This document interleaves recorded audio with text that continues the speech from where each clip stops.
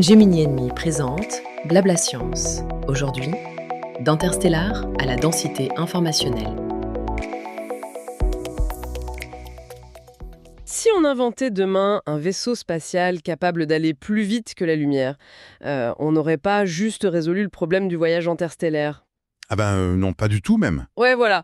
En fait, on viendrait littéralement de détruire la logique de cause à effet de l'univers tout entier. Genre, on pourrait voir un verre se briser sur le sol avant même qu'il ne glisse de la table. C'est un scénario qui donne le vertige, je suis bien d'accord.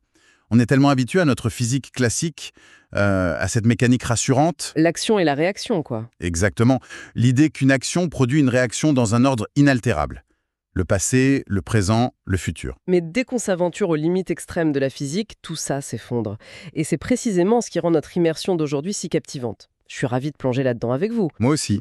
Et le point de départ de nos sources est génial. Ça vient pas d'un colloque austère, mais d'un simple élève de terminale. Oui, un esprit brillant qui, après un cours sur la relativité, a poussé une IA dans ses retranchements. Sa question était simple en apparence. Pourquoi est-il absolument impossible de dépasser la vitesse de la lumière, la fameuse constante C, sans briser la causalité? Et cette interrogation, elle soulève des problèmes immenses. Notre mission ici, c'est pas de faire un cours de maths aride. Surtout pas. On va vraiment déconstruire la trame de notre réalité. On part de la relativité d'Einstein, on traverse la mécanique quantique et on arrive à la théorie de l'information. Bon, il va falloir s'accrocher. Pour ceux qui nous écoutent, nos intuitions les plus basiques vont être malmenées. Commençons par le fond du problème.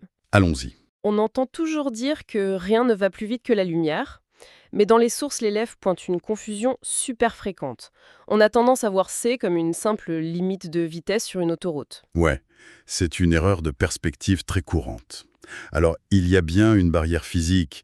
Les équations disent qu'il faudrait une énergie infinie pour accélérer un objet massif jusqu'à cette vitesse. Ce qui est déjà un gros problème en soi. Bah oui, mais le vrai mur, le mur fondamental, c'est que la lumière n'est qu'un passager. En fait, C est la vitesse de la causalité. La vitesse de la causalité, c'est un terme fort. C'est ça. C'est la vitesse maximale à laquelle une information peut voyager dans la géométrie de notre univers pour provoquer un effet. En gros, c'est la vitesse de la logique. La vitesse de la logique. Pour bien illustrer ça, prenons le paradoxe du tachyon, dont parlent les documents. Ah, la fameuse particule hypothétique supraluminique. Voilà. Imaginons qu'on possède un téléphone tachyonique, donc qui envoie des textos plus vite que la lumière. Vers le passé, j'envoie un message à la version de moi-même d'il y a 5 minutes. D'accord. Et que dit le message A? Il dit « Surtout, n'envoie pas ce message Ah, et le paradoxe s'enclenche direct. ». Bah oui. Si je reçois le message avant de l'avoir envoyé, du coup, je ne l'envoie jamais. Mais si je ne l'ai pas envoyé, comment j'ai pu le recevoir? L'avant et l'après s'annulent complètement. L'univers déteste ça. Mais soyons l'avocat du diable 2 secondes. L'élève soulève une objection hyper naturelle. Il se dit, est-ce que c'est pas juste une illusion d'optique? Comment ça? Vous savez, le tonnerre s'entend après l'éclair à cause de la vitesse du son. Si je vais plus vite que la lumière, est-ce que je ne fais pas que percevoir les images dans le désordre alors que la réalité, elle reste logique? C'est le réflexe newtonien par excellence. On croit qu'il y a une horloge cosmique universelle en arrière-plan. Une horloge absolue qui serait la même pour tout le monde. Voilà. Mais Einstein a prouvé que c'est faux. Ce n'est pas une illusion, c'est la structure même de l'espace-temps qui se déforme. Et c'est là qu'intervient le fameux cône de lumière, non? Exactement. Imaginez un flash d'appareil photo. Ça crée une sphère de lumière qui grandit, formant un cône dans un graphique spatio-temporel. Le périmètre de sécurité de la causalité, en gros. C'est une belle façon de le dire. Dans ce cône, l'information voyage à une vitesse inférieure ou égale à c. Et tout le monde sera d'accord sur l'ordre des événements. La cause précède l'effet. Mais si notre vaisseau sort de ce cône, s'il va plus vite? Là, la physique est impitoyable. Ça crée un intervalle qu'on appelle de genre espace.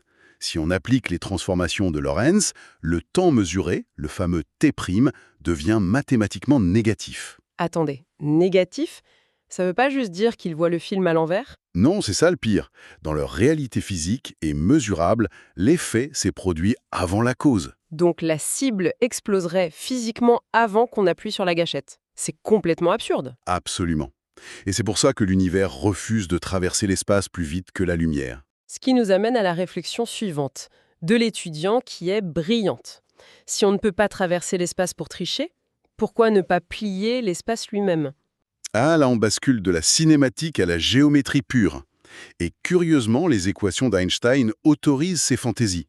On parle bien sûr des trous de verre, les ponts d'Einstein-Rosen et des moteurs à distorsion comme la métrique d'Alcubierre. Le fameux warp drive de la science-fiction. Ouais, voilà. L'idée de la distorsion, c'est qu'on n'accélère pas le vaisseau. On crée une bulle où l'espace se contracte à l'avant et s'étire à l'arrière. Le vaisseau reste immobile dans sa bulle, c'est l'espace qui glisse. Et du coup, localement, rien ne dépasse C. On ne viole pas la loi. C'est fou. Les sources utilisent d'ailleurs le film Interstellar pour illustrer ça. C'est un super exemple parce que Kip Thorne, un prix Nobel, a supervisé la physique du film. Oui, la scène sur la planète de Miller est un cas d'école. C'est la planète recouverte d'eau, super proche d'un trou noir. La gravité est tellement immense qu'elle creuse l'espace-temps. 1 heure là-bas équivaut à 7 ans sur Terre. Et ça, scientifiquement, c'est ultra robuste. Le temps ralentit énormément, mais la causalité est intacte. Personne n'arrive avant d'être parti. Par contre, à la fin du film, ça se gâte un peu niveau physique, non? Oui. Dans le Tesseract, le héros utilise la gravité pour envoyer des données à sa fille dans le passé. Ça crée un paradoxe de l'amorçage. Le fameux bootstrap paradoxe. L'effet devient sa propre cause. S'il n'avait pas reçu le message, il ne serait jamais parti. Voilà. C'est de la très belle poésie narrative, mais la relativité s'y brise les dents. Ce qui soulève une grosse question sur les trous de verre. Un trou de verre, c'est juste un tunnel spatial. Comment ça se transforme en machine à remonter le temps? Parce que l'espace et le temps sont un seul tissu indissociable. Imaginez un trou de verre avec une bouche sur Terre et une sur Mars. Ok, j'ai l'image. Si je prends la bouche martienne, que je la fais voyager proche de la vitesse de la lumière, puis que je la ramène, la relativité restreinte impose une dilatation du temps. Ah oui, l'horloge de cette bouche en mouvement va ralentir. Exactement. Du coup, on se retrouve avec une entrée en 2024 et une sortie restée bloquée en 2014. En traversant, on remonte le temps. C'est terrifiant. Et c'est là que Stephen Hawking propose sa conjecture de protection chronologique. J'avoue que j'ai toujours trouvé ça un peu facile comme théorie. Dire que l'univers a un antivirus naturel, ça sonne un peu comme une excuse pour cacher un trou dans les équations. C'est une critique très juste. Mais Hawking se base sur une mécanique quantique solide.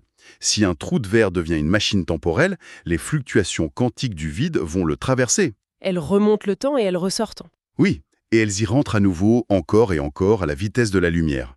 Ça crée une boucle de rétroaction infinie. Comme le larcène d'un micro près d'un haut-parleur. Parfaitement. L'énergie s'accumule de façon exponentielle en une fraction de milliseconde et ça détruit le trou de verre avant qu'on ait pu envoyer le moindre message. Donc l'univers se protège par sa propre instabilité physique. C'est fascinant. Mais du coup, déformer l'espace, c'est trop instable. Est-ce qu'il y a un autre moyen de connecter deux points distants? L'étudiant pointe alors vers le grand mystère quantique, l'intrication. Ce que Einstein appelait l'action fantôme à distance, tellement ça l'énervait. Ah ça oui, il détestait ça. C'est quand deux particules, disons deux électrons, partagent un état quantique unique. Il y a même cette conjecture ER égale EPR de Susskind et Maldacena. Elle suggère que ces particules seraient reliées par des micro-trous de verre. C'est audacieux, mais mathématiquement élégant. Dans les sources, il y a l'analogie des dés magiques pour comprendre l'intrication. J'ai un dé à Paris et l'autre dans la galaxie d'Andromède. Et ils sont intriqués. C'est ça. Je lance le dé terrestre, il fait un 6. Instantanément, sans aucun délai, le dé dans Andromède fait un 6.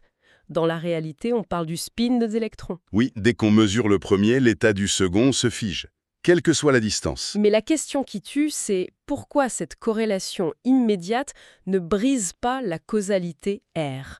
Ça va infiniment plus vite que C. Parce que la nature a un garde-fou incroyable, le théorème de non-communication. Et le secret de ce pare-feu, c'est le hasard quantique. Comment le hasard protège la logique de l'univers? Imaginez qu'on veuille utiliser l'intrication pour envoyer un code binaire des 0 et des 1, pour prévenir d'un danger. Ok, un SOS quantique. Le problème, c'est qu'avant la mesure, l'électron est dans une superposition de probabilités. Il n'est ni 0 ni 1. Et quand on le force à choisir, la décohérence est strictement aléatoire. Ah, donc je peux pas forcer mon électron de Paris à donner pour envoyer un signal. Exactement. Puisque vous ne choisissez pas le résultat, vous ne transmettez aucune information structurée. L'observateur d'Andromède verra juste son électron basculer. Mais il saura pas si c'est moi qui ai mesuré ou si c'est naturel. Et pour comparer vos résultats, il faudra s'appeler par un canal classique comme la radio, qui elle voyage à la vitesse de la lumière. La causalité est sauve. Le lien est instantané mais il est muet. C'est poétique, quoi. Et ce silence quantique nous amène au point culminant de notre exploration, le fameux changement de paradigme de l'étudiant. Oui, parce que si l'intrication se moque de la distance spatiale, est-ce que l'espace-temps est vraiment la structure de base de l'univers? Là, on quitte la géométrie pure pour entrer dans la théorie de l'information. L'idée folle ici, c'est d'arrêter de voir le temps comme un fluide qui s'écoule. Le temps ne serait que la mesure des échanges d'informations entre particules. Et la gravité, ce serait juste la manifestation d'une densité d'informations locales. L'élève compare l'univers à un réseau informatique décentralisé. En gros, chaque zone de l'espace est son propre microprocesseur. C'est une métaphore extrêmement pertinente. Ça rejoint la limite de Bekenstein, qui dit qu'un volume spatial physique a une capacité maximale absolue de stockage d'informations. Et c'est là que l'analogie du processeur fait tilt. Prenons le vide interstellaire. Il n'y a presque pas de matière. Le réseau est fluide, la bande passante est libre, le temps passe normalement. Mais approchons-nous d'un trou noir. Voilà. Là, la quantité d'informations compressées pousse cette zone à la limite de Bekenstein. Le tissu de l'espace sature. Et qu'est-ce qui se passe quand un réseau sature?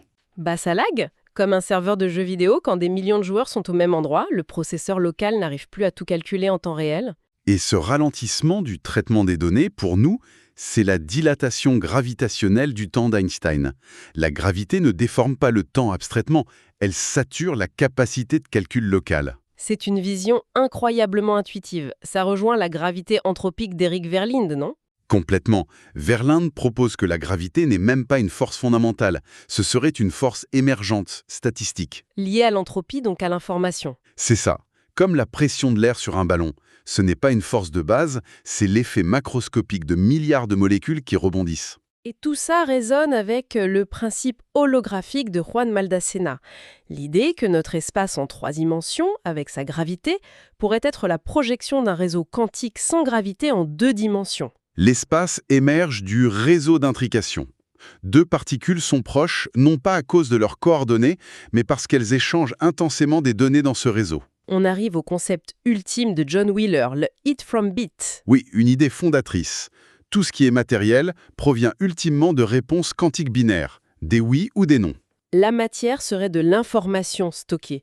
Les forces seraient des protocoles de transmission. C'est vertigineux, quoi. Et cette lunette informationnelle offre même des réponses aux plus grandes énigmes cosmologiques, comme la matière noire. Cette fameuse masse invisible qu'on cherche partout sans la trouver. Au lieu de chercher une particule fantôme, certains pensent que cet excès de gravité serait simplement l'entropie intrinsèque du réseau spatial. La mémoire cache de l'espace-temps, en somme. Et l'énergie noire qui accélère l'expansion de l'univers? Si l'univers calcule sans cesse, il crée de la nouvelle entropie quantique. L'énergie noire pourrait être l'injection continuelle de nouveaux pixels d'espace pour stocker cette information grandissante. Plus l'univers génère d'informations, plus il doit s'agrandir pour les contenir. Quel parcours mental exceptionnel de la part de cet étudiant. C'est clair, on est passé d'une simple frustration sur la vitesse de la lumière à une vision holographique totale.